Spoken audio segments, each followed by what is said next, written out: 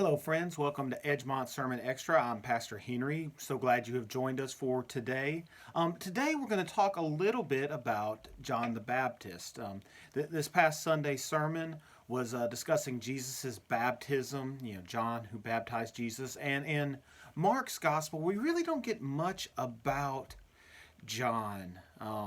In truth, all the gospels, we don't get a whole lot about John. In the Gospel of Luke, we know that John was the son of Zachariah and Elizabeth, which would have made him Jesus' cousin.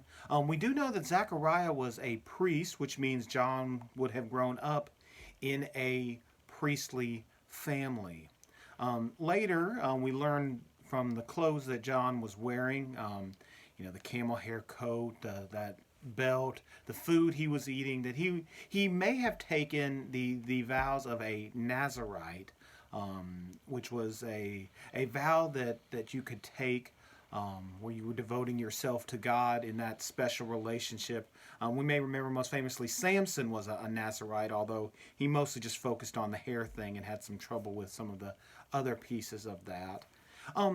One of the popular thoughts in scholarly circles about where John the Baptist came from, outside of those brief pictures we get from the Bible, is that he may have been associated with a community of people that was very prominent in and around Jesus' day, though doesn't actually get a specific mention in the Bible. And that's the community of the Essenes.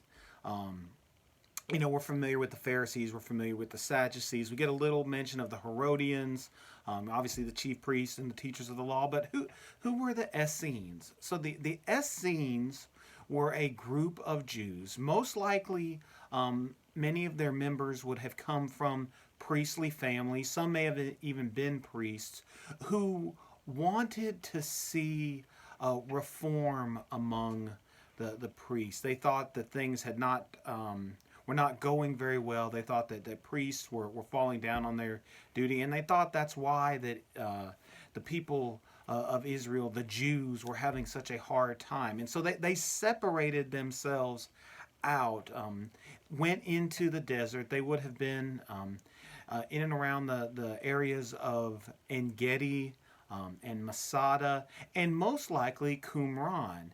And that's important because in the ruins of Qumran, in the caves out from there, is where we found the Dead Sea Scrolls. Not me, but the world found the Dead Sea Scrolls, and the Dead Sea Scrolls, we think, may have been a product of the Essene community. But it was a community that was focused on God coming to purify both the priesthood and the people. So there may have been some overlap there with what John was doing, although most likely because of the way we are introduced to him, John had set out on his own. He was eating locust and wild honey, wearing those clothes. That most likely means he wasn't in a community with other people, that he had left that community at that point to start his own ministry. But they were a group of people who were focused on purifying the priesthood and purifying the people so that they could better serve God. So that's why some scholars think that there's a likelihood that John, at least for some part of his life, had been a member of the Essene community before he went and had his own ministry in the desert in and around Jerusalem. Thank you for stopping by. I hope that you learned something from these segments that we do. If you have any questions or comments, please drop them in the video below. Thanks.